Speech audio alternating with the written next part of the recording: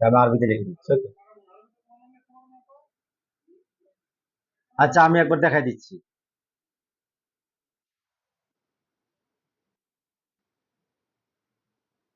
হয়েছে? জুনাইদ। জুনাইদ, হ্যাঁ হয়েছে।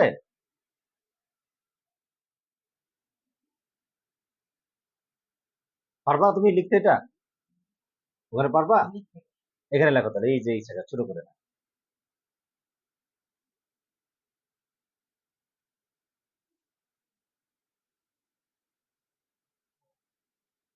মাশাআল্লাহ, বুঝতে পারো না?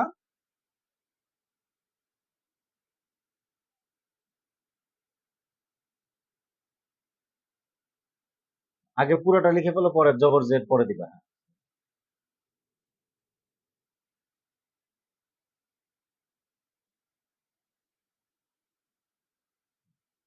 যাক, ঠিক আছে, মাশাআল্লাহ, খুব সুন্দর হয়েছে। গুড। এবার তোমার নাম বলো। হ্যাঁ, আমি তোমাকে জিজ্ঞেস করছি, তোমার নাম কি? জুনাইদ। তুমি কোথায় আসছো? জায়গার নাম কি? আমাদের প্রতিষ্ঠানের নাম বলো, হ্যাঁ, দেখি তোমার মনে আছে কিনা। আমাদের প্রতিষ্ঠান প্রতিষ্ঠানের নাম কি লেখা আছে? বলো কি নাম? কাউন্সিল এসপিএস এর counselling centre counselling centre and smart and library. Student library. তোমার কেমন লেগেছে এখানে এসে? ভালো। ভালো লেগেছে? এগুলো কে আর্ট করেছে? তুমি করেছো? এখানে কিন্তু সব পড়াশোনা করা যায়, বুঝতে পেরেছো? তাহলে তুমি একটু এখানে দাঁড়ায় থাকো, হ্যাঁ, আমি দেখাই এবার। এটা পিকচার, স্টিল পিকচার নিয়েছেন তো না? আচ্ছা।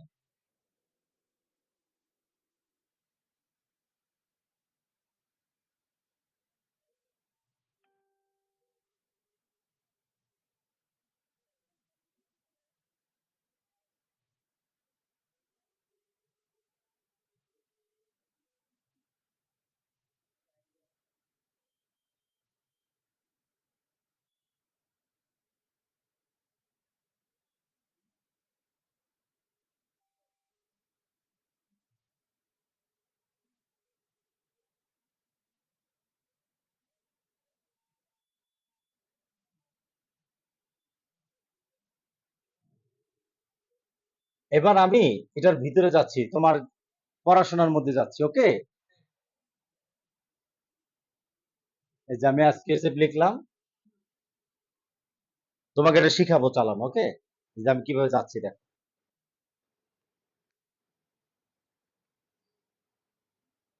এই যে মেনুতে যাচ্ছি, এই যে লগ ইনে যাচ্ছি।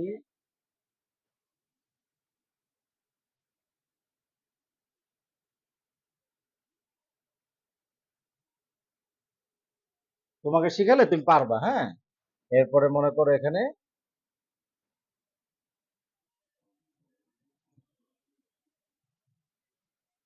আইডি লিখলাম লিখলাম, ওকে?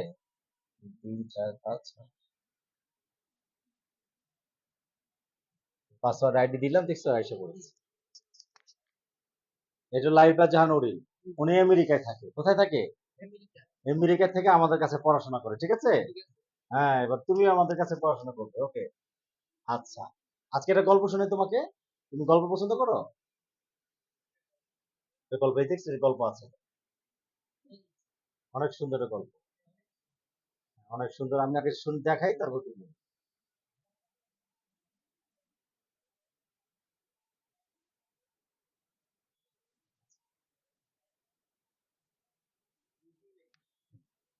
এটা আমাদের সফটওয়্যারের মধ্যে সেট করে দিয়েছি, তোমাকে দিয়ে দিই। এক দারুণ ঐতিহাসিক বিশ্লেষণ। আজ আমরা এমন একটা সত্যি ঘটনা দেখে যাব, যা শত শত বছর ধরে মানুষকে রীতিমতো আঘাত করে এসেছে। এটা কিন্তু সাধারণ কোনো ইতিহাসের কথা থেকে ফিরে আনা গল্প নয়, বরং এটা হলো চরম হতাশার মুহূর্তে অসম্ভবকে সম্ভব করার এক অদ্ভুত বিশ্বাসের গল্প। যদি দেখি প্রাচীন এক শহরের পটভূমিতে তৈরি হওয়া এই ঘটনা আমাদের কি শেখায়, তো চলুন সরাসরি মূল বিষয়ে ঢুকে পড়া যায়। একবার কল্পনা করা যায়, এমন একটা ছোট্ট ছেলের কথা, যার ভাগ্যে লেখা ছিল পুরো ইসলামী ইতিহাসকে চিরতরে বদলে দেওয়া এক অসামান্য অধ্যায়। কিন্তু সেই অসাধারণ ভবিষ্যতের দিকে পা বাড়ানোর আগেই তার জীবনে নেমে এলো এক ভয়ঙ্কর অন্ধকার, একদম আক্ষরিক অর্থে অন্ধকার। কি ছিল সেই অন্ধকার, আর কিভাবে সেই কঠিন পরিস্থিতি থেকে পরিত্রাণ দিল? এই অবিশ্বাস্য জার্নিটা বুঝতে হলে আমাদেরকে একদম শুরুতে ফিরে যেতে হবে।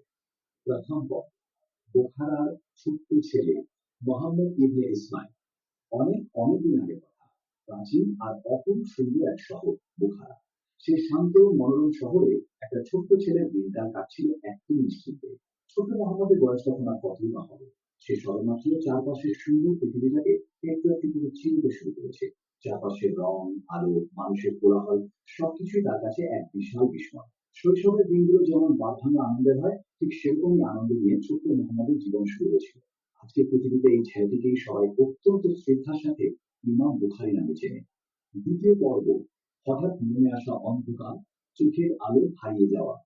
আমরা সবাই জানি যে জীবনের পথ কখনোই সবসময় মসৃণ হয় না। শৈশবের সেই নির্মল আনন্দের মাঝেই হঠাৎ করে এক বিশাল পরীক্ষা নেমে এলো এই পরিবারের উপর। সবচেয়ে বেদনার বিষয়টা হলো ছোট্ট ছেলেটি এর আগে তার বাবা হারানোর সেই শোকটা তারা এখনো পুরোপুরি কাটিয়ে উঠতে গল্পটা পারেনি। আর ঠিক গল্পটা 1 মিনিটে বলে দিচ্ছি। সেটা হলো মায়ের দোয়া। কি আছে বলতো? মায়ের দোয়া একটা শক্তি। একটা ইমাম মোহাম্মদ মানে কোরআনের পরে যে কিতাব আছে সেই কিতাবের নাম কি? বুখারী শরীফ। এই বুখারী শরীফটা লিখেছে একজন ইমাম। সে ছোট ছিল, মোহাম্মদ ছিল, তার চোখটা অন্ধ হয়ে গিয়েছিল। সমস্ত ডক্টররা বলেছে, মেডিকেল বলেছে ওর চোখ ভালো হবে না, ওকে ফিরিয়ে দেওয়া হয়েছে। হ্যাঁ, এখন মা কি করেছে? আল্লাহর কাছে দোয়া করেছে। কি দোয়া করেছে? আল্লাহ, আমার ছেলে তো তোমার রসুলের হাদিস শিখতে চায়, এই খেদমত করতে চায়, তুমি তার চোখ ফিরিয়ে দাও। এইভাবে যখন মা শুধু দোয়া করলে, শুধু দোয়া করছে এরকম না, মানে একটা উসিলা দিয়েছে, কি হাদিস পড়বে সে। যখন মা এইভাবে করে দোয়া করেছে, তো ইব্রাহিম আলাইহিসসালাম তার স্বপ্নে এসে বলেছে তোমার ছেলের চোখ ভালো হয়ে গেছে। পরে দৌড়ে ছেলের কাছে দেখো, মা আমি তো সব দেখতে পাচ্ছি। তো এখান থেকে শিক্ষা হলো যে আমাদের সন্তানদেরকে একটা নিয়োগ করতে হবে যে আমি ওরকম বড় আলেম বানাতে চাই, দিনের খেদমত করতে চাই, হ্যাঁ, ইসলামের খেদমত, দেশের খেদমত, এরকম একটা উচ্চ আকাঙ্ক্ষা থাকতে হবে অভিভাবকের। যদি এই আকাঙ্ক্ষা না থাকে তাহলে আল্লাহর সাহায্যটা পাওয়া যাবে না। যখন আমি চিন্তা করব, আমি যখন অন্যের কল্যাণ আমার সন্তানকে তৈরি করার চেষ্টা করব, তখন আল্লাহ তাআলা অনেক বেশি সাহায্য করবেন। সেটা বুঝতে পেরেছি। লম্বা একটা কাউন্সিলিং সুন্দর আছে। তো আমরা গতানুগতিক যে ব্যস্ততার মধ্যে থেকে বের হয়ে, মানে কোয়ালিটি যেভাবে করে আমাদের মেনটেন করে আমাদের পরিবার সন্তানের গঠন করা দরকার, এই সমস্ত জায়গায় ফোকাস দিয়ে, আমার কথা বুঝতে পেরেছেন কিনা, অনেক ব্যস্ততা থেকে কমিয়ে যদি আপনি কোয়ালিটিফুল কিছু ভালো জিনিস বা ব্রেন ডেভেলপমেন্ট বাচ্চা পরিবারের হয়, এই জায়গায় মানে সময় দিলে বেশি ভালো হয়। এটা আমাদের একটা পরামর্শ।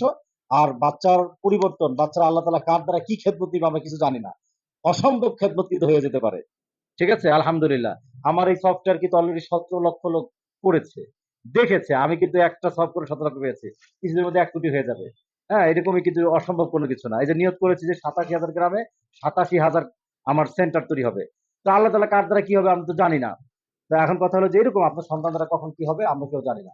এই জন্য আমরা বলবো যে ইনশাআল্লাহ সন্তানকে আমরা পরিবার সবাই মিলে আসুন, একসাথে মিলে কি করি, আমরা একটা সুন্দর সুস্থ পরিবার সমাজ গঠন করি। তো এখন হলো আপনার কিছু কথা শুনি 1 মিনিট। ঠিক আছে।